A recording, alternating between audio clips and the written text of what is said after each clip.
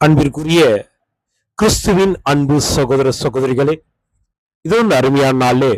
பிதாவாகிய தேவனாலும் நமது ஆண்டவராகிய இயேசு கிறிஸ்துவினாலும் கிருபையும் அன்பும் சமாதானம் உண்டாவதாக என்ற அன்பின் வாழ்த்துதலை உங்கள் யாவருக்கும் தெரிவித்துக் கொண்டு, இது நாள்ல கூட தானியேல் 3ஆம் அதிகாரம் 17வது இறைவசனத்தை குறித்து தியானித்து தப்புவிக்க வல்லவர் என்ற தலைப்பின் கீழாக இந்த பாடத்தை நாம் பார்க்க இருக்கலாம்.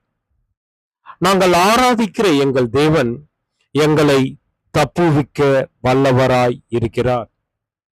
பிரியமானவர்களே, நாம் ஆராதிக்கிற நமது தகப்பன் நம்மை இந்த உலக பிரமாண காரியத்திலிருந்து தப்புவிக்க வல்லவர்.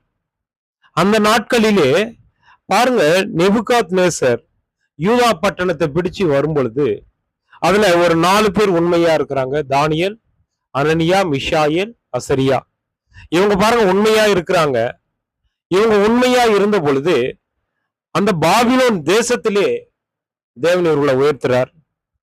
அவர்களுக்கு அதிகாரியாக வேறு மனிதர்கள், அந்த தேசத்துக்கு அதிபதியாக அடிமைகளாக இருந்த இவங்களை தேவன் உயர்த்துறார்.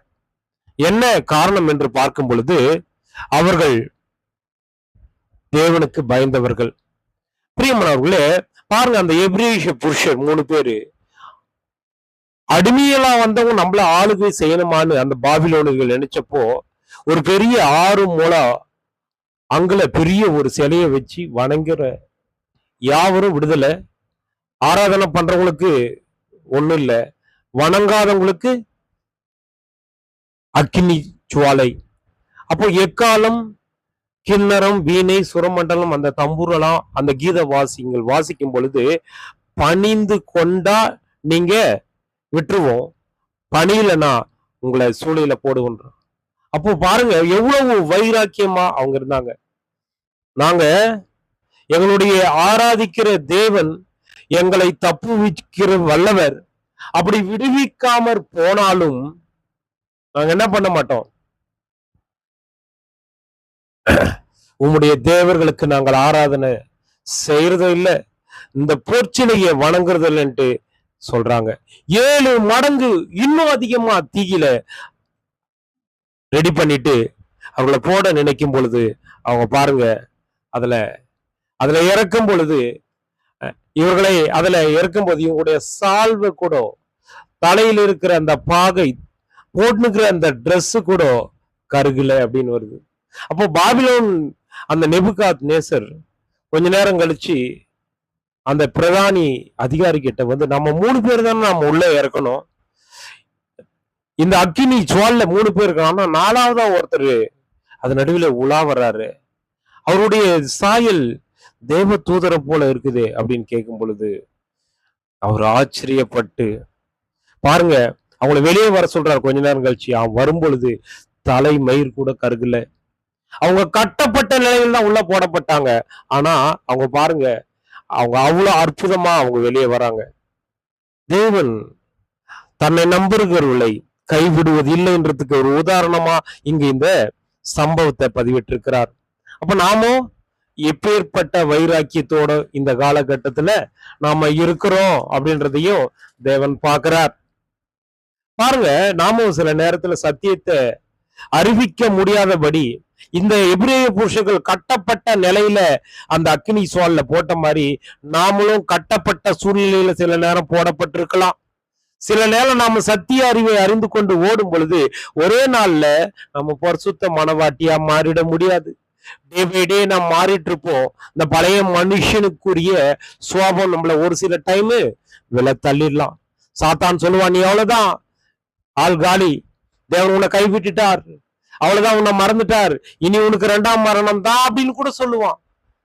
ஆனா நாம என்ன பண்ணணும், நீதிமான் 7 தரம் விழுந்தாலும் எழுந்திருப்பான். அப்ப நாம பேதுரு போல மறுதளிச்சவங்களா இருக்கலாம். ஆனா மறுதளிச்சாலும் கிறிஸ்தண்டையில வந்து கண்ணீர் விட்டு கதறும் பொழுது பாருங்க எடுத்துட்டார். திரும்பி அவரை இந்த சபைக்கு தூணா வச்சுட்டார். அதுக்கப்புறம் பல இன்னல்கள், பல பாடுகள், தலைக்கீழ அறையப்பட்டு மறிச்சார். பாருங்க பேதுருவெல்லாம் பாருங்க, தப்புவிக்க வல்லவர், இந்த உலகத்திற்கு தப்புவிக்க வல்லவர். அப்பேற்பட்ட ஒரு இது அன்னைக்கு அந்த 3 பேருக்கு பண்ணாரு. இன்னைக்கு சகலத்தையும் நம்ம அடக்கி ஆள நம்மளால முடியாது. நம்முடைய பலவீனம், நம்முடைய சோர்வுகள், நம்முடைய பழைய மனுஷனுக்குரிய காரியம் விழ செய்யும். சாத்தான் நம்மள பல தடவை சுட்டி சுட்டி சுட்டி காண்பிப்பான். நாம விழுந்துட கூடாதுன்ட்டு தேவன் தன்னுடைய பிள்ளையை அனுப்பிச்சிருக்காரு. அவருடைய பரிசுத்தரத்தை நம்மளுக்காக பரிந்து பேசிட்டு தான் இருக்கு. நாம எந்த காரணத்தை கொண்டோ பரிசுத்தாவிக்கு விரோதமா மட்டும் நாம பேசிடக்கூடாது, முறுமுறுத்திடக்கூடாது. பாருங்க, அந்த நேரத்துல அவங்க என்ன பண்ணிருக்கலாம்? அந்த சாத்ராக் மேஷாக் அபேத்நேகோ, அதாவது அனனியா மிஷாயேல் என்ன பண்ணிருக்கலாம்? ஒரு தடவை தானே வணங்கி விட்டுட்டு நம்ம வெளியே வந்திருக்கலாம். ஆனா அவங்க பாருங்க, வைராக்கியத்தோட இருந்திருக்காங்க. அந்த வைராக்கியம் நம்ம கிட்ட இருந்து என்ன பண்ணிருப்போம்? இப்ப நம்மளுக்கு இப்ப ஏற்பட்ட சோதனை டெஸ்ட் வந்து என்ன பண்ணிருப்போம்? நாம விழுந்திருக்கோம். அதுக்கப்புறம் வந்து கதறுவோம். ஆனா அங்க பாருங்க, உண்மையான வைராக்கியம், தானியலுக்கு இருந்த அந்த பற்றி எறிகிற வைராக்கியம் அவனுடைய ஃப்ரெண்டும் கிட்ட இருந்திருக்கு, 3 பேர்கிட்டயும்.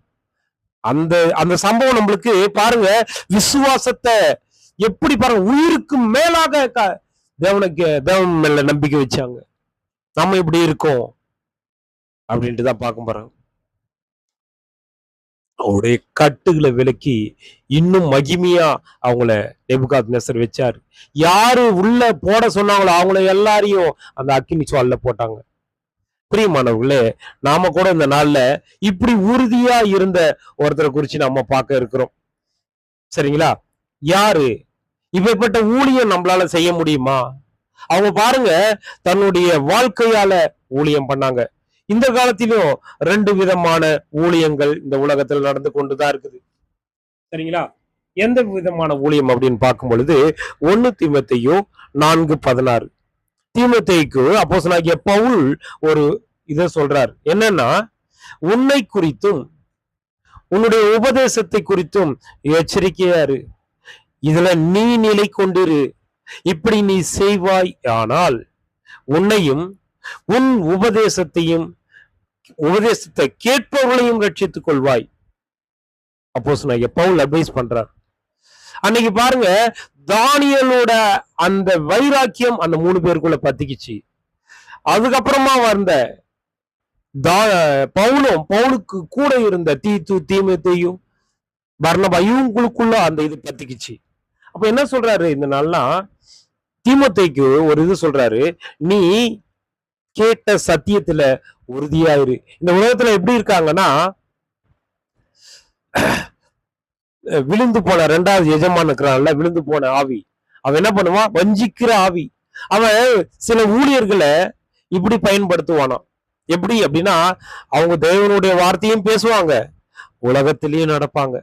தன்னுடைய குடும்பத்துக்கு உண்மையாரும வேற மாதிரி கூட ஒரு வாழ்க்கை வாழ்ந்துட்டு தேவனுடைய வார்த்தையை பேசுற ஊழியக்காரர்கள் இருப்பாங்க. இது ஒரு ஊழியம் அப்படின்னு நினைப்பாங்க. அதாவது தனிப்பட்ட ஊழியத்துல அவங்க உண்மையா இருக்க மாட்டாங்க.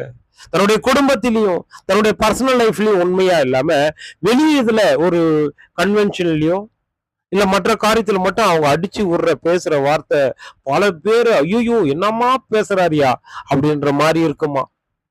சரிங்களா? இது சாத்தானுடைய 2வது விதமான ஊழியம். இது பொது ஊழியம். தேவன் அதை எதிர்பார்க்கல. இங்க கூட அப்போஸ்தலனாகிய பவுல் சொல்ற பாருங்க, உன்னை குறித்து உன் உபதேசத்துல நீ எப்படி பேசுறியோ அதுக்கு நீ முன்மாதிரியா இரு அப்படின்றார். சில பேர் சொல்லுவாங்க, கல்யாணம் பண்ணிக்காம ஊழியம் பண்ணுன்னு. அதுக்கப்புறம் என்ன பண்ணுவாங்க? தன்னுடைய உடல் மாம்சம் சில நேரத்துல என்ன பண்ணும்? இச்சையை தூண்டுற மாதிரி பண்ணி தேவனுக்கும் பகஞ்சனா இருப்பாங்க. தன்னுடைய அந்த மகிமைக்குரிய அழியாத கிரீடத்தையும் இழந்து போவாங்க. சரிங்களா? சிலதை சாப்பிடக்கூடாதுன்னு தேவன் படிச்சது எல்லாமே சாப்பிடலாம்.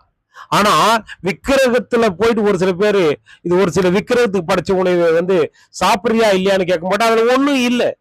ஆனா நாம போய் சாப்பிட கூடாது. ஏன்னா அந்த உள்ள இருக்கிற அந்த பிரம்மதேசர் என்ன பண்ணுவாங்க? இதை சாப்பிட்டதுனாலதான் இவங்க நல்லா இருக்கிறாங்கன்னு சொல்லிடுவாங்க. அதனால சாப்பிடாதுன்றாரு. ஆனா அதுல ஒண்ணுமே இல்லை அப்படின்றது தேவன் அழகா சொல்றாரு. அப்ப என்ன பண்ணோம்? பேசுற வார்த்தையில நம்ம என்ன பண்ணோம்? நல்ல போதகத்தை பேசுன்ட்டு அன்னைக்கு அப்போஸ்தலனாகிய பவுல் தீமோத்தேயுக்கு சொன்னாரு. இன்னைக்கு தீமோத்தேயும் பவுலும் நம்மளுக்கு சொல்றாங்க, நாம என்ன பண்ணோம்? கிழவிகள் பேசுற சில பொய்யான போதகர்களுடைய அந்த பேச்சுக்கும் அவங்களுடைய சொல்றது தேவையில்லாத காரியத்துக்கு நம்ம உடன்பட்டு கூடாது. சரிங்களா? அவங்க ஆளுக்கு தகுந்த மாதிரி பேசுவாங்க, வேஷம் போடுவாங்க. பணம் இருக்கிறவங்க கிட்ட ஒரு மாதிரி பேசுவாங்க, இல்ல பணத்தை வசூல் பண்றதுக்காக கூட சில பேர் பேசுவாங்க. நீ அப்படி இருக்கக்கூடாது. உண்மையும் எல்லா அங்கீகரிப்புக்கும், தேவனோட அங்கீகரிப்புக்கு தகுதி உள்ள மாதிரி உன்னுடைய பர்சனல் லைஃப்ல உண்மை உள்ளவனாயிரு அப்படின்னு சொல்றாரு. அப்ப பாருங்க, தேவன் நம்மளுக்கு 2 விதமான ஊழியம் கொடுத்திருக்கிறார். அந்த 2 விதமான ஊழியங்கள் என்ன நம்மளுக்கு தெரியும். சரிங்களா? ஒண்ணு நம்முடைய தனிப்பட்ட ஊழியம். பாருங்க, தேவன் பல தாளந்துகளை கொடுத்திருப்பார். சரிங்களா? அது மூலமா நாம எப்படி ஊழியம் பண்றோம். சரிங்களா? நம்மளுக்கு பொறுமையா இருக்கிறது ஒரு தாளந்து தான். ஒருத்தர்கிட்ட கனிவா பேசுறதும் ஒரு தாளந்து தான். சரிங்களா? அப்போ நாம எப்பேற்பட்ட ஒரு தாளந்தை யூஸ் பண்ணி தேவனுடைய ராஜ்யத்துக்கு நம்மை முதல்ல தயார்படுத்திக் கொள்றோம். அனுதினம் தேவனுக்காக 1 மணி நேரம் நம்ம கொடுக்கறதுக்கு ஏன் தயங்குறோம்ல? அப்படி தயங்க கூடாது. நம்முடைய நேரத்தை கொடுக்கலாம்.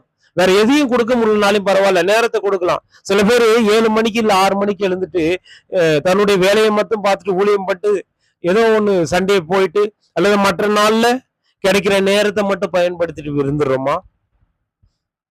இல்ல, நேரத்துல அதிகாலை 1 மணி நேரம் சப்ஜெக்ட் ஏதோ ஒரு வேதமானவர் எடுத்த சப்ஜெக்டை கேட்டுட்டு அதுல தேவன் உணர்த்துவார் நம்முடைய குறைகளை. அப்ப அதை பார்த்து திருந்துறதுக்கு நம்மளை அர்ப்பணிக்கிறோமா அப்படின்ட்டு தேவன் பாக்குறார். நேரம் இல்லைன்னு சொல்லவே முடியாது.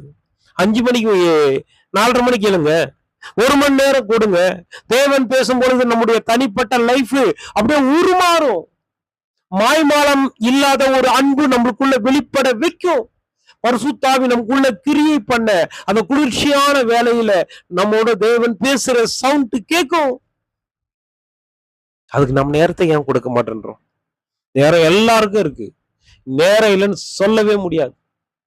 ஒரு பொழுதுபோக்குக்காக 3.5 மணி நேரம் சினிமா தியேட்டர்ல கூட போய் சில பேர் உட்கார்ந்துட்டு வருவாங்க. அதுக்கெல்லாம் நேரம் இருக்குல்ல. ஆனா பரலோக ராஜ்யத்துல அழியாத கிரீடம் ஒண்ணு இருக்கு.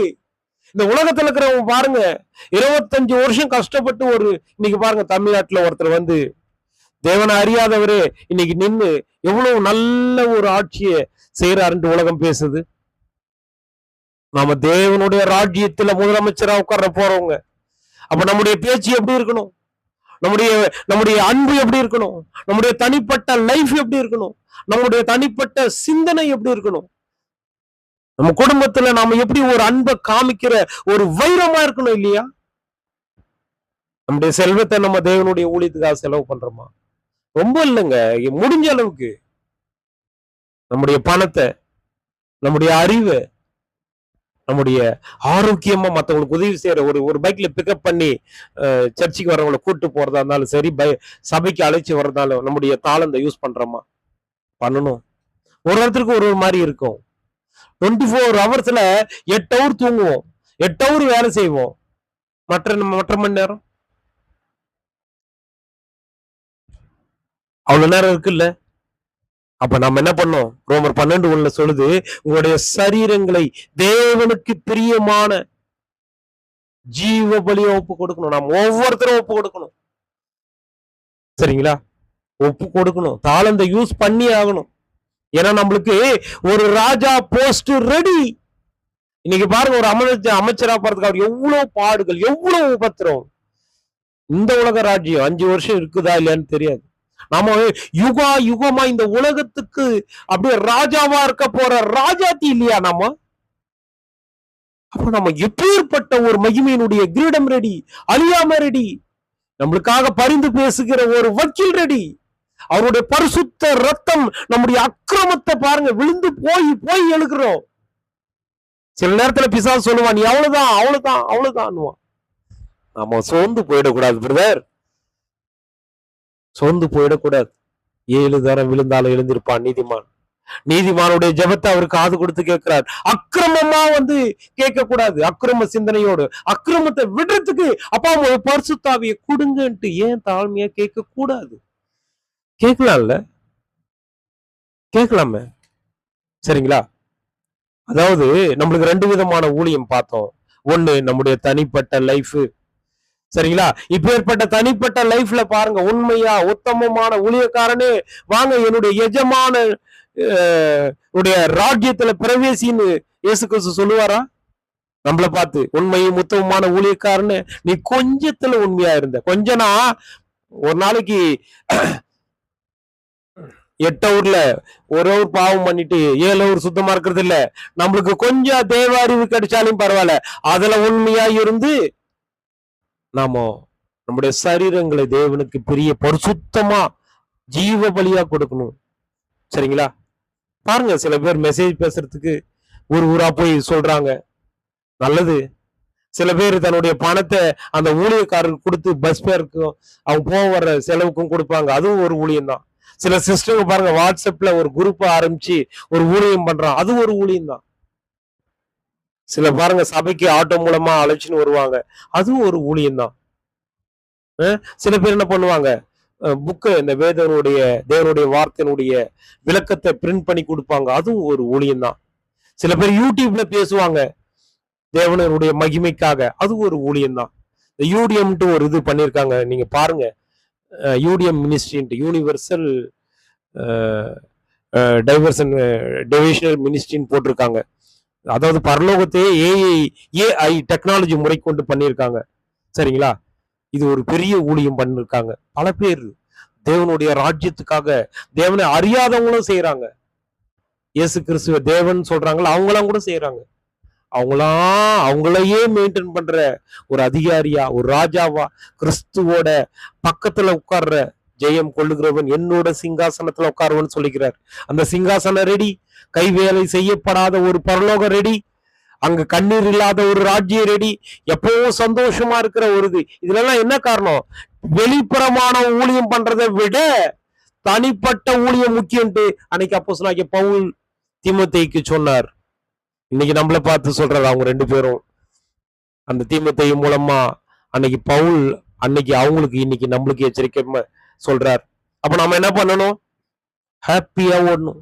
ஒவ்வொரு நாளும் நான் இன்னும் பரிசுத்தமாக தேவன் இன்னொரு நாளை கூட்டி கொடுத்து கொண்டிருக்கிறார் அப்படின்ற உணர்வோட இருக்கணும். மன தெளிவா இருக்கணும். தீங்கு அனுபவிக்கணும். தனிப்பட்ட ஊழியத்துல நம்ம குடும்பத்துல உண்மையா இருக்கும் பொழுது நம்மள ஏசுவாங்க.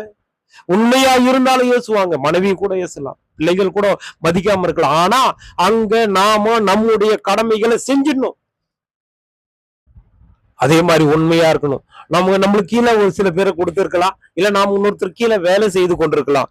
அந்த இடத்துல உண்மையா இருக்கணும். பார்வையில, சிந்தனையில, தனிப்பட்ட ரகசியமான இடத்துல கூட தேவனுடைய கண்ணு என்ன பாக்குது அப்படின்ற உணர்வோட தான் நாம் தப்பு பண்ணுவோமா? ஒண்ணும் இல்ல பிரதர், ரோட்ல நம்ம பைக்ல போறோம், ஒரு சிக்னல்ல அவசரமா போனோம், டக்குன்னு கிராஸ் பண்ணிடுறோம், ஃபைன் போட்டுறாங்களே அந்த கேமராவை பார்த்து. பாருங்க, உலகத்தான் கண்டுபிடிச்ச கேமராக்கு எவ்வளவு பவர்னா நம்முடைய உன்னதர் கண்டுபிடிச்சது. சர்வ வல்லவர் ஒரு பெரிய கேமரா வச்சு ஓட வைப்பாரு. அங்க நம்ம கணக்கு ஒப்பு வைக்கணுமே. அப்ப நாம செய்யற அக்கிரமம், மீறுதல், பாவம் எல்லாம் இங்கேயே நம்ம சரண்டர் ஆயிடணும். வேத வசனம் எச்சரிக்குது. சரண்டர் ஆகிறதுக்கு இந்த பழைய மனுஷன், நம்மளுக்குள்ள இருக்கிற பழைய மனுஷன் விட மாட்டான். யூதாஸ் போல அவ்வளவுதான் விட்டாரு தேவன் என்ன.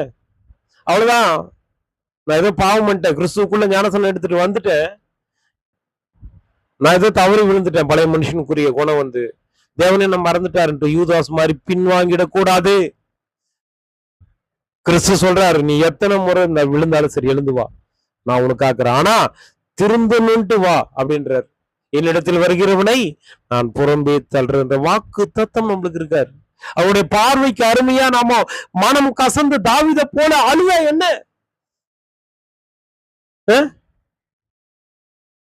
அழணுமே, கண்ணீர் விடணும் நம்முடைய பாவத்துக்காக. இயேசு கிறிஸ்து சொன்னார்ல, உனக்காகவும் உன்னுடைய பிள்ளைகளுக்காக அழுங்க. சிலுவில அவர் எடுத்து போகும்போது எருசலேம் அந்த மகளிர் அழுத போது சொன்ன வார்த்தை தான் இன்னைக்கு. நாம இயேசு கிறிஸ்துவை பார்த்து பரிதாபப்பட வேணாம். ஏன்னா அது தேவனுடைய திட்டம். இந்த உலகத்தை படைச்ச இயேசு கிறிஸ்து தாய் தன்னுடைய பிள்ளைங்களுக்காக மறிக்கணும். நம்முடைய பாவத்தை சுமக்கணும் அவரு. அப்பதான் நம்ம ஜீவனுக்குள்ள போக முடியும். ஈடு பலி கொடுக்கணும். ஈடான பலி, பாவத்தின் சம்பளம் மரணம். நம்முடைய மரணத்தை பாருங்க, அவருடைய சரீரத்துல மாம்சத்துல சுமந்துட்டார். பிரியமானவர்களே, நாம எப்படி இருக்கோம் நம்ம தனிப்பட்ட லைஃப்ல? தனிப்பட்ட லைஃப் தான் முக்கியம். 1 தீமோத்தேயு 4:16 சொல்றது. ரொம்ப கவனமா இருக்கணும். நம்முடைய நம்முடைய லைஃப், பர்சனல் லைஃப தேவன் பார்த்துட்டே இருக்கிறார். பார்த்துட்டே இருக்கிறார். சரிங்களா? அப்ப நம்ம என்ன பண்ணோம்? நம்முடைய பாலியல் இச்சைகளுக்கு விலகி ஓடணும். சரியா? ஓடியே ஆகணும். மற்றவங்களுக்கு முன்னாடி எல்லாத்தையும் மறைச்சு, சபை முன்னாடி, சபை மக்கள் முன்னாடி நாம நல்லவங்க மாதிரி இருந்துடலாம். ஆனா தன்னுடைய தனிப்பட்ட லைஃப்ல யாருக்கும் தெரியாம தேவனுக்கு விரோதமா பாவம் செய்யும் போது அவருடைய கண்கள் நம்மள பாக்குது. உடனே தீர்ப்பு வரலன்னு நினைக்காதீங்க. கண்டிப்பா வெற்றி செய்வார் நம்ம அப்பெல்லாம். அவருடைய கோபம் ஒரு நிமிஷம், அந்த ஒரு நிமிஷத்துல என்ன வேணாலும் நடக்கலாம். அப்ப நாம என்ன பண்ணோம்? நம்மள நாம் சோதித்து அறியணும். 1 கொரிந்தியர் 11:28 பிரகாரம் நம்மள சோதித்து அறிஞ்சு வேத வசனத்தின் மூலம் நம்மள அந்த பரிசுத்த ரத்தம், கிறிஸ்துனுடைய ரத்தத்தின் மூலம் நம்ம கழுவி சுத்திகரித்துக் கொள்ளணும். தேவனுக்கு முன்பாக நாம யாரா இருந்தாலும் சரி, நம்முடைய தனிப்பட்ட லைஃப் முக்கியம். நாம் அவருடைய பார்வை, கர்த்தருடைய பார்வை, கர்த்தருடைய கண்கள் பார்த்துட்டே இருக்குது. இந்த நேரம் கூட பார்த்துட்டு இருக்கு. ஏதோ கேட்கிறோம், ஏதோ போறோம்ட்டு நம்ம இருந்துடக் கூடாது பிரியமானவர்களே.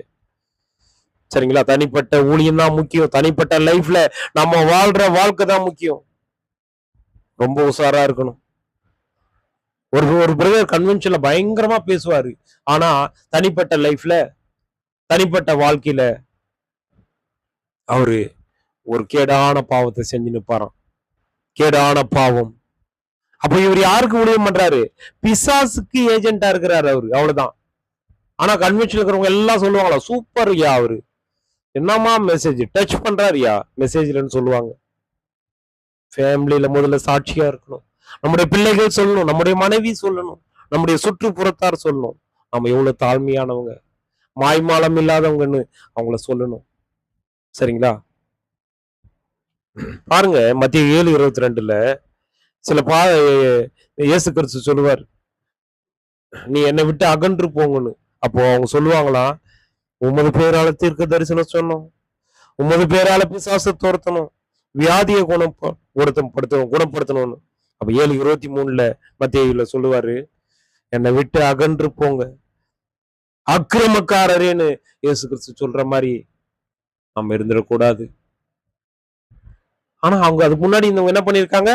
இப்ப பாருங்க, சில பேரு வானத்தின் வாசல் அப்படி இப்படின்னு சொல்லிட்டு உசுன்னு சொன்னா பல பேர் உழுவாங்க.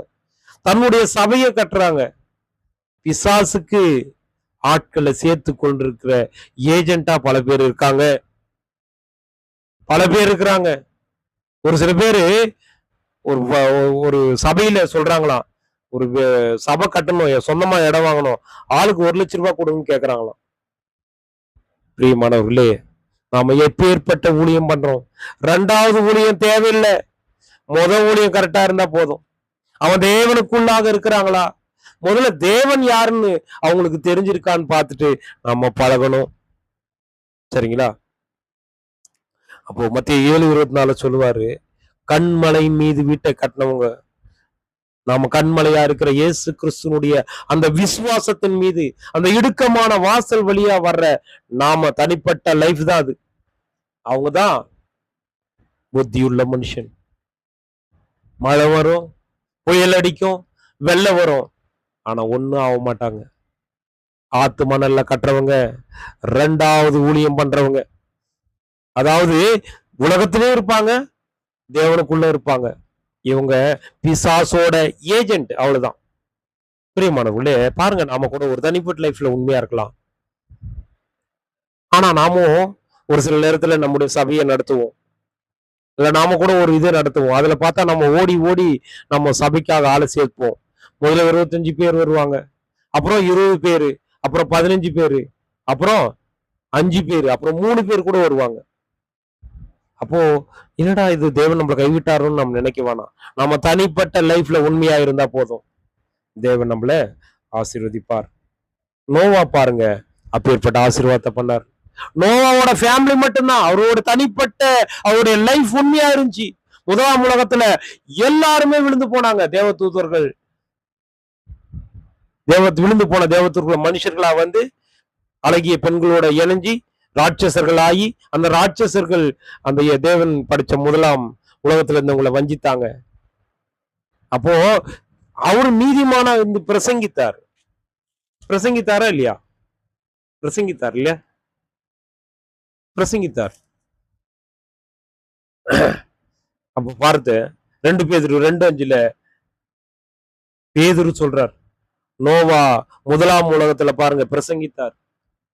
அவருடைய மனைவி, அவங்களுடைய 3 பிள்ளைங்கள், அவங்களுடைய மனைவி 8 பேர் மட்டும்தான் காப்பாற்றப்பட்டாங்க. சரிங்களா? அது அவன் 6:9 பார்க்கலாம் அதை. சரிங்களா? அவர் பாருங்க தேவனோட சஞ்சரித்தார் நோவா. அப்ப நாம கூட பாருங்க இந்த காலத்துல இந்த ஊழியம் தனிப்பட்ட லைஃப் தான் தேவன் பார்க்கிற முக்கியமான காரியம். நம்முடைய தனிப்பட்ட லைஃப்ல நீ அமைதியா உண்மையா தேவன் நம்மள நீதிமான் சொல்ற அளவுக்கு உத்தமன், நீ என் பார்வைக்கு அருமையானபடியால் கனம் பெற்றா என்ற ஏசாயா 43:4 பிரகாரம் நம்ம இருக்கிறோமா? பட் நோவா ஃபேமிலி பாருங்க உண்மையா இருந்தாங்க. அவருடைய தனிப்பட்ட ஊழியம், தனிப்பட்ட அவருடைய ஃபேமிலி லைஃப், தனிப்பட்ட தேவனோடு இருக்கிற அந்த லைஃப்ல அவர் பாஸ். ஆனா அவரு என்ன பண்ணிருக்காரு? பிரசங்கித்தார் நோவா முதலாம் உலகத்துல. ஆனா பாருங்க அவருடைய வெளிப்படையான ஊழியத்துல அவர் ஃபெயிலர். ஆனாலும் அவர் அங்கீகரிக்கப்பட்டாரா இல்லையா? ஏனோக்கு பாருங்க அது 5:24 தேவனோட சஞ்சரித்தார். அவருடைய ஃபேமிலியில அவர் உண்மையா இருந்திருக்கார். அவர் பல பேரை அவரு பிரசங்கித்து இருக்கிறார். யூதால பார்த்தா கூட தெரியும். தினமும் அவர் கூட பேசியிருந்தாரு, தேவனோட சஞ்சரிச்சு அவரோட இருந்தாரு. அவர் கூட அந்த காலத்துல இருந்தவங்க யாரும் ஒத்து வரல. அப்பாருக்கு ஒரு நாள் அவரு தேவனால் எடுத்துக்கொள்ளப்பட்டார். எபிரேயர் 11:5 பாருங்க விசுவாசத்தினால் அவர் என்ன பண்ணாரு? அந்த மரணத்தை காணாமல் எடுத்துக்கொள்ளப்பட்டார். அப்ப தேவன் தான் அவர் அடக்கம் பண்ணிருக்க கூடும். சரிங்களா? மோசையை கூட பாருங்க அப்பேற்பட்ட காரியம் தான். 7ஆம் தலைமுறை, யோனுக்கு 7ஆம் தலைமுறை. சரிங்களா? அவர் பாரு நல்லா சொல்லியிருக்காரு யூதால. அது ஒரு அதிகாரம் தான் 14:5 சொல்லியிருப்பாரு. சரிங்களா? அவர் தூதரோட வருவார். யாரு? ஆண்டவராக இயேசு கிறிஸ்து பாருங்க நியாயம் தீர்க்க வரார். நம்முடைய தனிப்பட்ட லைஃப் நோவாவும் எப்படி தேவனோட சஞ்சரித்த மாதிரி, யோனோக்கு தேவனோட சஞ்சரித்த மாதிரி, மோசே தேவனோட சஞ்சரித்த மாதிரி நம்முடைய லைஃப் இருக்கா? சரிங்களா? இருக்கணும். அது 12 சொல்ற மாதிரி நாம அக்கௌண்ட் ஒப்படைக்கிற ஒரு ஸ்டேஜ்ல நாம இருக்கிறோம். நம்ம அக்கௌண்ட்டை சப்மிட் பண்ணோம். நம்முடைய பேசுற ஒவ்வொரு வார்த்தையும் நம்ம ரகசியமா ஒருத்தர்கிட்ட, அது லேடிஸ் கிட்டயோ ஜென்ஸ் கிட்டயோ யார்கிட்ட பேசினாலும் சரி, எல்லா பேசுற ஒவ்வொரு வார்த்தைக்கும் நம்ம கணக்கு ஒப்படைச்சே ஆகணும். பாருங்க மோசஸ் பாருங்க தன்னுடைய தனிப்பட்ட ஊழியத்துல, தன்னுடைய தனிப்பட்ட லைஃப்ல 40 வருஷம் பாருங்க அவர் எங்க இருந்தாரு? எகிப்துல. சரிங்களா? 40 வருஷம் பாருங்க அவரு ராஜாவும் வளர்க்கப்பட்டார். முதல்ல பால் மறக்கிற வெள்ளம் தன்னுடைய அம்மாவை கட்டியே அது ஒரு ஆச்சரியமான ஒரு இது நம்மளுக்கு தெரியும் இல்லையா? நைல் நதியில அவர் காக்கப்படுறார். சரிங்களா? அதுக்கப்புறம் 40 வருஷம் மீதியான் தேசத்துக்கு போறார். அங்க எத்தியோப்பியா ஸ்திரிய கல்யாணம் பண்றார். அங்க பாருங்க எகிப்துல ராஜா தளபதியா 40 வருஷம் 40 வருஷம் ஆடு மாடு பொறுமையை கத்துக்கிறார். ஃபர்ஸ்ட் ஒரு என்ன சொல்றது, ஒரு அதிகாரம், 40 ஆளுமை தன்மை. அப்புறம் 40 வருஷம் ஒரு ஆடு மேய்க்கிற ஒரு இலகன மனசு பொறுமையா. அப்புறம் ஒரு 40 வருஷம் வழி நடத்துற ஒரு இது. ஆனா அவருடைய தனிப்பட்ட லைஃப்ல அவர் உண்மையா இருந்திருக்கிறார். தன்னுடைய மனைவிக்கும் பிள்ளைகளுக்கும் எல்லார் மத்தியிலையும் உண்மையா இருந்திருக்கிறார். சரிங்களா? என்னாகும் 12:7-8 பார்த்தோம்னா அதனுடைய உண்மை தெரியும். என்னாகும் அதுல பாத்தீங்கன்னா தெரியும் அவர் எப்படி இருக்காரு. என் தாசனாகிய மோசே என் வீட்டில் எங்கும் உண்மை உள்ளவன் அப்படின்னு ஒரு நற்சாட்சி பெறறதுக்காக அவரு உண்மையான தன்னுடைய தனிப்பட்ட லைஃப்ல வாழ்ந்திருக்கிறார். பாருங்க பிரியமானவர்களே, ஆரோனுக்கும் மிரியாமுக்கும் கூட இதனால என்ன பண்ணிருக்காங்க? முறுமுறுத்து இருக்கிறாங்க. சரியா? மிரியாமும் ஆரோனும் என்ன பண்ணிருக்காங்க? மோசேக்கு எதிர்க்கா முறுமுறுத்து இருக்கிறாங்க. கர்த்தர் மோசையை கொண்டு மாத்திரம் பேசினாரோ, எங்களை கொண்டும் அவர் பேசினது இல்லையோ என்று அப்படி பேசினாங்க.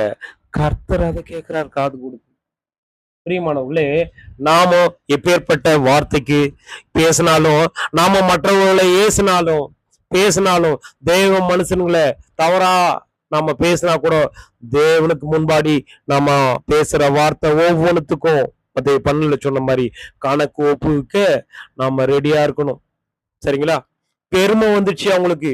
மிரியாம் மோசேவை நைல் நதியில விட்டு காப்பாத்தி அந்த ராஜாத்தி குளிக்கும் பொழுது அவங்க முன்னாடி அந்த குழந்தைய விட்டுட்டு, அதுக்கப்புறம் அவங்க அந்த ராஜாத்தி சொல்றாங்க, எகிப்து பார்வோன் குமாரத்தி, இதை வளர்க்கறதுக்கு ஒரு தாய் வேணும்னு தன்னுடைய அம்மாவே கூட்டின்னு வந்து அப்படி காப்பாத்தின மிரியாம் தான். சரிங்களா? அப்படி காப்பாத்தின மிரியாம் தான். அந்த செங்கடலை கடந்து வரும் பொழுது ஒரு மகளிர் அணி தலைவியா, ஒரு பாடகர் குழு தலைவியா தேவனை தூசி வந்த ஒரு மிரியாம் தான். மிரியாம் பாருங்க, மோசஸ் உயிரோடு இருக்கிற காரணமே மிரியாம் தான். ஆனா பெருமை வந்துடுது கடைசி நாட்கள்ல. என்ன சொல்றாங்க? மோசே கிட்ட மட்டும்தான் தேவன் பேசுவாரா, எங்களெல்லாம் பேச மாட்டாரா அப்படின்னு மிரியாம் பேசுறதுனால என்ன நடந்தது? குஷ்டரோகம் வர வைக்கிறார் தேவன். பிரியமானவர்களே, முறுமுறுப்பு தேவனிடத்துல கூடாது. தன்னுடைய தனிப்பட்ட லைஃப்ல மோசே உண்மையா இருந்தார். அதனாலதான் இயேசு தேவன் இடத்துல அவர் என்ன சொல்றாரு? என் வீட்டுல உண்மையானவன் அப்படின்னு பேர் வாங்கினார். அப்ப இதுல நம்மளுக்கு என்ன பாடம் அப்படின்னு பார்க்கும் பொழுது, தேவன் நம்முடைய தனிப்பட்ட லைஃபை பார்த்து என் மனசுக்கு ஏத்தவன், எனக்கு பிரியமானவன், தானியேல சொன்னார்ல, அது மாதிரி நம்மள சொல்லுவாரா? இந்த தனிப்பட்ட ஊழியம் தான் முக்கியம். இந்த பொதுவான வெளி ஊழியத்தை விட தனிப்பட்ட லைஃப்ல மோசே உண்மையா தான் இருந்தார். சரிங்களா? ஆரோன் கூட பாருங்க, ஆரோன் என்ன மோசேவை எகிப்து கூட்டின்னு போனவர், பிரதான ஆசாரியனா இது பண்ணி இஸ்ரேலுக்காக ஒரு முன்னாடி பேசினவன் ஆரோன் தான். அவனுக்கு கூட பாருங்க தேவனுடைய மோசே மேல கோபம். ஆனா அவங்கெல்லாம் பாருங்க இப்பேற்பட்ட தேவனிடத்துல நற்சாட்சி பேர் வாங்கல. ஆனா இவர் வாங்கிட்டார் பேரு. சரிங்களா? முறுமுறுப்பு கூடாது அப்படின்னு தேவன் சொல்றார். சரிங்களா? என்ன 12:8 பார்த்தோம்னா, நானு கர்த்தர் சொல்றாரு, மத்தவங்க கிட்ட என்ன பண்ணுவேன்? நானு கனவுல பேசுவேன். ஆனா கர்த்தருடைய சாயலை சரிங்களா பார்த்தது மோசே தான். என்னன்னா கர்த்தருடைய சாயல்னா, சரிங்களா, பாரு ஒரு வார்த்தை சொல்றாங்க, என்னாகமம் 12:8 நான் மோசேயோடு மறைபொருளாகமல்ல முகமுகமாய் பிரதட்சிணமாய் பேசுகிறேன். மோசே கர்த்தருடைய சாயலை காண்கிறான். இப்படி இருக்க நீங்கள் என் தாசனாகிய மோசேக்கு விரோதமாய் பேச உங்களுக்கு பயம் இல்லாமல் போனது என்ன? புரியுதுங்களா? மிரியாமுக்கு பாருங்க பெருமை வந்துச்சு. அதனால என்ன பண்றாரு? ஒரு அப்ப முன்னாடி ஒரு பொண்ணு தவறா பேசிட்டா அவன் முகத்துல காரி துப்புனா 7 நாள் வெட்கம் உண்டாக பாளையத்துக்கு புறம்பே அவ இருக்கணும்னு சொல்றாரு. மோசேக்கு விரோதமா பேசுறதுனால தேவன் பாருங்க அடிக்கிறார் தன்னுடைய மோசேவோட அக்காவை. மோசே ப்ரே பண்றதுனால 7 நாள் கழிச்சு உள்ள சேர்த்திக்கிறாங்க. தேவனுடைய கோபம் பெருசு. நம்முடைய ஊழியம் தனிப்பட்ட லைஃப்ல மோசே உண்மையுள்ளதா இருந்தாருன்னு நற்சாட்சி வாங்கினார் இல்லைங்களா? அந்த பேரை நாம வாங்கி ஆகணும். சரிங்களா? முகமுகமாய் பாருங்க, மோசே இறந்ததுக்கு அப்புறம் அவரு இறுதி அடக்க ஆராதனை எல்லாம் நடக்கல. ஏன்னா விட்டுந்தா இஸ்ரேல் என்ன பண்ணிப்பாங்க? சமாதி கட்டி அதுக்கு பூஜை போட்டிருப்பாங்க. அதனாலதான் இயேசு கிறிஸ்துவ மிகாயில் தூதனா இருந்து அவரை எங்க மோவாப் தேசத்துல அந்த ஒரு குறிப்பிட்ட இடத்துல அடக்கம் பண்ணார். இது எங்க இருக்குன்னா உபாகமம் 34 5-6 இதை பாருங்க. கிறிஸ்துவ அடக்கம் பண்ணியிருக்காரு மிகாயில் தூதனா அந்த இதுல இருந்து, அந்த பார்ட்ல இருந்து. அப்போ நம்முடைய தனிப்பட்ட லைஃப் முக்கியம்.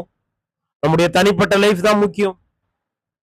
நம்ம சண்டேல பேசுறதோ இல்ல ஊரா போய் தேவனுடைய வார்த்தையை பேசுறதை விட தனிப்பட்ட லைஃப் பதறி போய் தான் அந்த பொதுவான ஒரு 2வது ஊழியத்துல மோசே கண்மலையை பார்த்து பேச சொல்லும் போது 2வது அட்டி அடிச்சிடுறார். பதறி, அது பொதுவான ஊழியம். ஆனா தனிப்பட்ட தன்னுடைய லைஃப்ல அவர் உண்மையா இருந்திருக்கிறார். தேவனை தூஷிக்கல. மோசேவை பைபிள்ல படிச்சு பாருங்க, அவரு தேவனுக்கு விரோதமா பேசின மாதிரி ரெக்கார்டு இருக்காது. இப்ப தேவன் பாருங்க, ஒரு என் வீட்டுல உண்மை உள்ளவன்ற பேர். தாவீதை குறிச்சு கூட பாருங்க. அப்போஸ்தலர் 13:22 என் இருதயத்துக்கு ஏத்தவென்று ஒரு ஒரு பேர் வாங்குறார். சாமுவேல் பாருங்க, சின்ன வயசுலயே போயிட்டு சவுல் செய்யற தப்பால அபிஷேகம் பண்றார் சாமுவேல் தாவீதை போய். அற்பமா எண்ணப்பட்ட தாவீது, ஈசாயோட குடும்பத்துல லாஸ்ட் பையன், ஆடு மாடு மேய்ச்சிருந்தவன தேவன் பாருங்க, சின்ன பையன் அழகுள்ளவன், அவனை அபிஷேகம் பண்றாரு தேவன் சாமுவேல் மூலமாக. ஆனா உடனே போயிட்டு ராஜாவாயிடுறாரா? இல்ல. காட்டுல போறாரு, தனிமையில போறாரு, சிங்கத்து முன்னாடியும் கரடி முன்னாடியும் போறாரு. எல்லா சூழ்நிலையிலும் முறுமுறுக்காத ஒரு தாவீதா இருக்கார். என் இருதயத்துக்கு ஏத்தவன். இந்த பேர்ல நம்மளுக்கு தேவன் என்ன சொல்றார்? நீங்களும் நானும் அவருடைய இருதயத்துக்கு ஏற்றவன்ற பேரை வாங்கிட்டா போதும், நம்ம பரத்துக்கு தகுதி உள்ளவர்களா மாத்திருவார். பிரியமானவர்களே, நாம என்ன பண்ணோம்? நம்மள அன்னைக்கு அனனியா, சாத்ராக், மேஷாக், அபேத்நேகோ இந்த 3 பேரை பார்த்தாருல்ல. அனனியா, மிஷாயேல், அபேத்நேகோ, இந்த 3 பேர். அவங்களை தப்பு வச்சவர் நம்மளையும் தப்புக்கு வல்லவர். பாருங்க, இந்த நாள்ல பாருங்க, சவுல் இறக்குறவர்களும் தாவீது அபிஷேகம் பண்ணப்பட்டாலும், தனிமையிலும் வேதனையிலும், தன்னுடைய புள்ள தன்னை கொலை செய்ய வரானும் போதும் தேவனை இறுக்கமா புடிச்சார். கர்த்தர் என் மேய்ப்பரா இருக்கிறார், நான் தாழ்ச்சி அடையேன் அப்படின்றதும் 91வது சங்கீதம், 93வது சங்கீதம், 22வது சங்கீதம் பாருங்க. அதெல்லாம் பாருங்க, தாவீது தேவன் மேல வச்சுருக்கிற அந்த நம்பிக்கையை அவ்வளவு அழகா உறுதியா அவர் நம்பி பேசியிருக்கிறார். அவருடைய தனிப்பட்ட லைஃப்ல கிறிஸ்துவ காமிச்சிருக்கிறார். அப்போ நம்ம ஒரே நாள்ல டே பை நம்ம தேவனுக்குள்ளாக நம்ம வந்துட முடியுமா அப்படின்னா முடியாது, கஷ்டம்தான். டே பை டே நாம் மாறிக்கொண்டேதான் இருப்போம். பல அனுபவங்கள், பல சூழ்நிலைகள், பல ஏச்சி பேச்சுக்கள், பல விழுது எழுதல் கூட இருக்கும். சரிங்களா? இயேசு கிறிஸ்துவ மாதிரி நம்ம அப்படியே போய் அப்படியே மரணத்தை ருசி பார்த்து அப்படியே பரத்துக்கு போற வாய்ப்பெல்லாம் நம்மளுக்கு கம்மி தான். ஏன்னா அவரு என்ன சொல்றது, சின்ன வயசுல இருந்தே மரியாளாலும் யோசிப்பாலும் போதிக்கப்பட்டு அவ்வளோ என்ன சொல்றது, தேவனுடைய வார்த்தைக்கு அப்படியே கீழ்ப்படிஞ்சு வந்தார். ஆனா அவ்வளோ பயபக்தியா தேவனுக்கு பிரியமான ஜீவ பலியா கொடுத்தார். நாம அப்பேற்பட்ட ஒரு பரிசுத்தவானா இருக்க முடியாது. ஏன்னா நம் பாவம், மனுஷன் பாவத்துல பிறந்தவங்க. ஆனால் விழுந்தா எழுந்திருப்போம். அதனால பயப்படக்கூடாது. தேவன் நம்மளை விட்டுருவார்னால நினைக்கவும் கூடாது. அப்ப என்ன பண்ணோம்? நம்முடைய தனிப்பட்ட லைஃப்ல நம்ம உண்மையா இருந்தா போதும். நம்முடைய ஃபேமிலிலையும் நம்ம பழகிறவங்க மத்தியிலும் நம்ம சாந்த குணம் உள்ளவன்ற மோசே மாதிரி, தேவனோடு சஞ்சரித்த நோவா மாதிரி, தாவீதை போல எல்லா சூழ்நிலையிலும் முறுமுறுக்காத தாவீதை போல நாம இருந்தோம்னா, தானியேலை போல பாருங்க. எனக்கு தானியேல் 9ஆம் அதிகாரத்துல என் பிரியமானவன் அப்படின்னு பேர் வாங்கினார். யார்? தானியேல். அவருடைய தனிப்பட்ட லைஃப்ல பாருங்க, அங்க பாபிலோன் ராஜா நெபுகாத்நேசர் புஷ்னு வந்துருவாரு யூதா தேசத்துல இருந்து. அங்க பாபிலோன் தேசத்துல இருக்கும் பொழுதும் பாருங்க, அவர் ஒரு அசைவ சாப்பாடு, நல்ல விருந்து, கறி, மீன், அது இதுன்னு மதுபானம் தொடல, காய்கறியே போதும், பருப்பு சாம்பார் இருந்தாவே போதுன்ற மாதிரி பாருங்க. தன்னுடைய சுய கட்டுப்பாடு தனிப்பட்ட லைஃப்ல உண்மையா இருந்ததுனால பாருங்க இப்பேற்பட்ட காரியம் எல்லாம் பண்ணாருன்னு தெரியும். கடவுளுடைய பிளான்ல பாருங்க, நோவாக்கு அப்புறம் பார்த்தோம்னா அபிரகாம் தான் வர்றார். அதுக்கப்புறம் தானியேலை தான் அவர் தேர்ந்தெடுக்கிறார். சரிங்களா? இப்பேற்பட்ட ஆசீர்வாதம் பாருங்க. கர்த்தருக்கு பிரியமான ஒரு வாழ்க்கைய பாபிலோன்லே தானியேல் செஞ்சார். 3 வேளையும் துதிச்சார். சாலமோன் தேவாலயத்தை பார்த்தே பிரேயர் பண்ணா நடக்கும்னு சொல்லும் பொழுது அதை அப்படியே உணர்ந்து எல்லா சூழ்நிலையிலும் ஒரு முன்மாதிரியா தானியேல் இருந்ததுனால பாருங்க, தேவனே ராஜாவுக்கு ஒரு கனவு வர வைக்கிறார், அதுக்கான விடையை சொல்றார். சரிங்களா? அதை தானியேல் மூலமா சொல்ல வச்சு அதே அடிமையா போனவர் அதிகாரியா மாத்துறார். பல வருஷம் அவர் அங்க இருக்கிறார். பிரியமானவர்களே, நாம எப்படி இருக்கிறோம்? 1 கொரிந்தியர் 9:27 சொல்றாரு அப்போஸ்தலனாகிய பவுல், நாம் எப்படி இருக்கிறோம்? மற்றவர்களுக்கு பிரசவம் பண்ணுகிற நானே ஆகாதவனாய் போகாதபடிக்கு என்னுடைய சரீரத்தை ஒடுக்குகிறேன்னு சொன்னார் அப்போஸ்தலனாகிய பவுல். அப்ப என்ன பண்ணாரு? 14 நிருபம் எழுதினவர் தான். உங்களோட சரீரங்களை தேவனுக்கு பிரியமான ஜீவபலியா கொடுக்கணும். இதுதான் புத்தியுள்ள ஆராதனை சொன்னவர். தன்னுடைய தனிப்பட்ட லைஃப்ல கஷ்டப்பட்டு உழைச்சுதான் சோறு சாப்பிட சொன்னார். 133 அதிகாரத்துல பாருங்க, ஒரு பாஸ்டர் எச்சரிப்பு சொல்லியிருப்பாரு. நீங்க வேலை செய்யாம இருந்தீங்கன்னா சோத்துல கை வைக்க கூடாதுன்னு அட்வைஸ் பண்ணியிருக்காரு. அவரு ஊடக தொழில் செஞ்சு தனக்காகவும் தன்னுடைய கூட இருப்பவருக்காகவும் வேலை செஞ்சிருக்கிறார். நாம இப்பேற்பட்ட லைஃபை நாம் வாழ்ந்துட்டு இருக்கோம். சரிங்களா? பாருங்க, அவரு பொது ஊழியத்திலையும் இருந்தாரு, தன்னுடைய தனிப்பட்ட லைஃப்லயும் உண்மையா இருந்தார். என்னை பின்பற்றுங்கன்னு சொன்னார் அப்போஸ்தலனாகிய பவுல். அது மாதிரி நம்மளால சொல்ல முடியுமா? அப்படி இருக்கணும் அப்படின்னு பண்றாரு. அப்போ 2 விதமான ஊழியங்கள் இருக்கு. நாம யார் மாதிரி இருக்கிறோம்? அப்போஸ்தலனாகிய 6:3 கூட பாருங்க, சேவான் பாருங்க, அவர் என்னாரு, ஒரு ஒரு அப்போஸ்தலர்கள் தேர்ந்தெடுக்கிறாங்க, ஒரு 7 பேரு. அதுல பார்த்தோம்னா ஞானத்திலும் அறிவிலும் முதிர்ந்தவங்களால 7 பேர்ல இவர் ஒருத்தர் இருக்கிறாரு. இவர் பெரிய அற்புதங்களும் அடையாளங்களும் கூட செய்யறாரு. அப்போஸ்தலர் 6:8 பார்த்தா தெரியும். சரிங்களா? ஆனா இவரு பல பேரை கிறிஸ்துக்குள்ள வர வைக்கல, ஒருத்தர் கூட வர வைக்கல. ஆனா இவர் இறந்த பின்பாக இவருடைய பிரேயரால அப்போஸ்தலனாகிய பவுல் வந்துட்டார். சரிங்களா? அது நம்மளுக்கு தெரியும். ஆனா இவர் எதுவும் பண்ணல. மோசே பாருங்க, பொது ஊழியத்துல அவ்வளவா இது இல்லை, ஒரு தடவை மிஸ் ஆயிடுறார் பதறி போய். ஆனா தேவனுடைய பார்வையில என் வீட்டுல உண்மை உள்ளவன் அப்படின்னு பேரை வாங்கிட்டார். தாவீது பாருங்க, அதே பேர் உண்மையுள்ளவன். தானியேல் பாருங்க, பிரியமானவன். நோவா பாருங்க, தேவனோடு சஞ்சரித்தவர். யோனோக்கு பாருங்க, தான் ஃபேமிலியில அவ்வளவு உண்மையா இருந்தவர். தனிப்பட்ட லைஃப்ல இவங்களாம் உண்மையா இருந்தாங்க. அது போதும் தேவன் சொல்றாரு. அதுக்காக வெளியில செய்யற ஊழியம் முக்கியமா இல்லையான்னு கேட்டா இல்ல, அதுவும் வேணும். இதுவும் அதுவும் இருந்தா இன்னும் மகிமையா நம்மளை வைப்பார். ஆனா இதுவா அதுவான்னு கேட்கும் பொழுது தனிப்பட்ட லைஃப் தான், தனிப்பட்ட ஊழியம் தான் முக்கியம்னு தேவன் சொல்றார். அப்ப என்ன பண்ணும்? உலகத்தெல்லாம் ஆதாயப்படுத்தினாலும் தன்னுடைய ஜீவனை விட்டுற முறை நாமோ தனிப்பட்ட லைஃப்லயே இழந்து போக கூடாது. சரிங்களா? தனிப்பட்ட லைஃப்ல உண்மையா இருக்கணும். தேவன் எதிர்பார்க்கிற மாதிரி தேவனுடைய குணலட்சணம், தேவனுடைய சாயலை, கிறிஸ்துவனுடைய சாயலை நம்ம தரித்து கொள்ளணும். சாந்தமும் மனத்தாழ்மையும் நம்ம கிட்ட இருக்கணும். பெருமை இருக்கக்கூடாது. நம்ம வீட்லயே நம்ம பிள்ளைங்களை அப்பா நீ ரொம்ப கோவப்படுறப்பா அப்படின்னு சொன்னா நம்ம என்ன பண்ணணும்? அதை ஒத்துக்குன்னு திருந்துறதுக்கு நம்ம ட்ரை பண்ணணும். நம்முடைய பழைய மாம்சம் விடாதுதான் நம்ம என்ன பண்ணோம்? திருந்தறதுக்கு ட்ரை பண்ணா தேவன் நம்மளை கிறிஸ்து மூலமா விடுதலை ஆக்குவார். நம்ம நினைக்கலாம் தேவன் நம்மளை விடுதலையாக்குவாரோ இல்ல கைவிட்டுருவாரோ அப்படின்னு டெய்லி சிந்திச்சிருக்க வேண்டாம். தேவன் நம்மளை நடத்துவார். நம்மை அழைத்தவர் உண்மையுள்ளவர். நம்மளை தெரிஞ்சிருக்கார் உன்னதமான அழைப்புக்கு. நம்மளை அவரே நடத்துவார். அப்ப அப்படிப்பட்ட நாளுக்காக தான் நம்ம இருக்கிறோம். சரிங்களா? அப்ப நம்ம என்ன பண்ணோம்? ஒவ்வொரு நாளும் நம்ம என்ன பண்ணோம்? தேவன் அண்டையில வரணும். தேவன் கிட்ட நம்மளை முழுசா ஒப்படைக்கணும். உலகத்துல இருக்கிறவனை காட்டிலும் நமக்குள்ள இருக்கிற அந்த கிறிஸ்துவும் தேவனும் பெரியவங்கன்றதை நாம உணரணும். சரிங்களா? சேனைகளின் கர்த்தர் நம்முடைய உள்ளத்திலும் நம்முடைய சிந்தனைகளும் இருக்கிறார். அவருடைய வாக்கு தத்தம், அவருடைய வழி நடத்துதல் அவர் நம்மளுக்கு போதிப்பார். அவர் நம்மள இந்த தனிப்பட்ட லைஃப்ல நம்ம உண்மையா இருந்தா நம்மள ராஜ்யத்துல சேர்க்க அவர் வல்லவர். சாத்ராக் மேஷாக் அபேத்நேகோவை நடத்தினவர், தானியேலை நடத்தினவர், யோனோக்கை நடத்தினவர், நம்மளையும் நடத்துவார். அபிரகாமை நடத்தியவர் நம்மையும் நடத்துவார். ஈசாக்கையும் யாக்கோபையும் நடத்தின தேவன் நமது தகப்பன் என்பதை உணர்ந்து நம்ம ஓடுவோம். தேவன் நம்ம என்ன பண்ணுவார்? இந்த உலகத்திற்கு இருந்து தப்பு வச்சு, இந்த மாம்சத்தின் காரியத்திலிருந்து நம்மளை தப்பு வச்சு நம்மளை என்ன பண்ணுவாரு? கிறிஸ்துவோட பிரேயரால நம்முடைய அனுதின பர்சனல் லைஃப்ல நம்ம கிறிஸ்துவனுடைய சாயலை காண்பிக்கும் பொழுது நம்மை மகிமையில நிலை நிற்கும் வரை கிறிஸ்துவ தேவன் நம்மோடு இருந்து நம்மளை வழி நடத்துவார்கள். நாம் என்ன பண்ணோம்? நம்முடைய விழுந்து போதல், பழைய மனுஷனுக்குரிய பாவ வாழ்க்கை நம்மளை டச் பண்ணும்போது தவறி விழுந்துட்டாலும் நம்ம கிறிஸ்தண்டையில போய் மன்னிப்பு கேட்டா, பேதுருவை போல மன்னிப்பு கேட்டா கிறிஸ்து மன்னிப்பார். அந்த உறுதித்தன்மை நம்மளுக்குள்ள இருக்கணும், நம்பிக்கை இருக்கணும், விசுவாசம், நம்பிக்கை, அன்பு இருக்கணும்.